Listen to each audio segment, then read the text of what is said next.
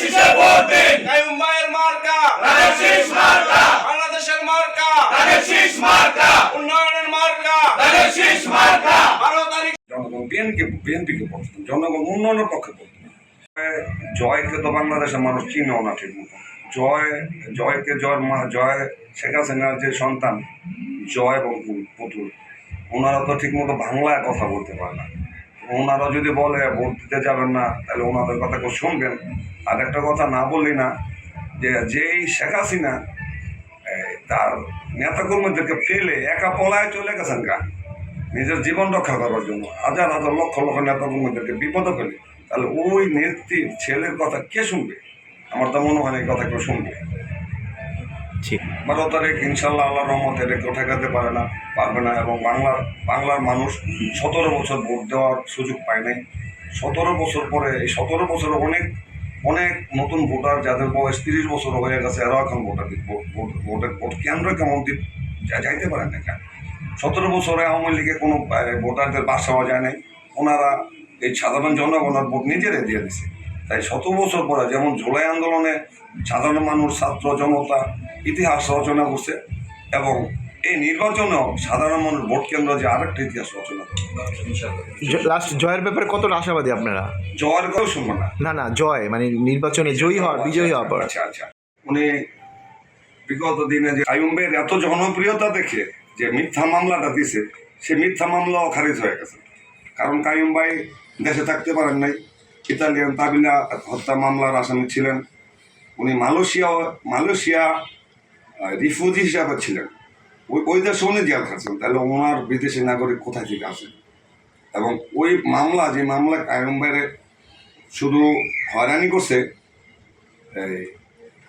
এটা তো রায়ও কাইয়ুম ভাইয়ের পক্ষে হয়েছে। এই মামলা তো ওইখানে খারিজ হয়ে গেছে, এরপর তার কোনো কথা থাকে না। আপনার নাহিদ যদি মনে করে যে 11 আসনে উনি ভোটে জয় হবেন, তাহলে সে বোকার রাজ্যে বাস করে।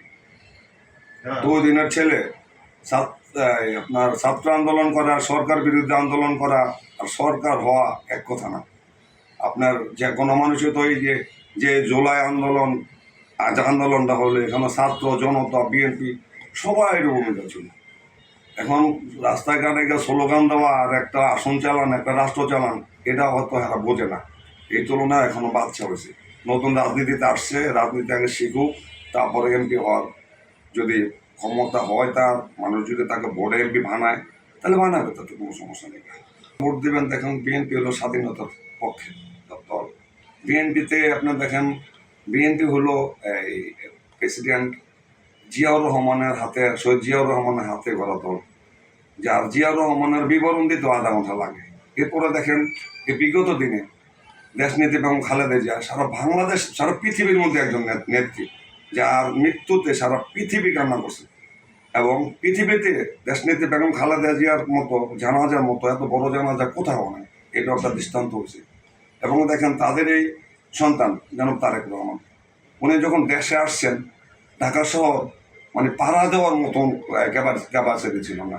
এত মানুষ তাকে বরণ করতে আসছে, দল বল নির্বিশেষে। এবং বিএনপি উন্নয়নের দল, বিএনপি জনগণের কথা বলে, বিএনপি মানুষের পাশে থাকে। মোটামুটি সবার কাছে গেছে 45,000 ভোটার, 45,000 উপরে ভোটার আছে আমাদের 40 নম্বর ওয়ার্ডে। আমরা ইনশাল্লাহ প্রায় ভোটের কাছে পৌঁছে গেছি, এবং আমরা প্রতিদিনই আমরা ভোটার লিস্ট দিতেছি, নিতেছি, মিছিল করতেছি, আমরা আমাদের প্রচারণা করতেছি। আমরা চাই, আমরা আশা করি এবং আশা রাখি যে 11 আসনের যে কাইয়ুম ভাই প্রার্থী সর্বোচ্চ ভোটে পাস করবে, যা বাংলাদেশে আরেকটা দৃষ্টান্ত মনে করি।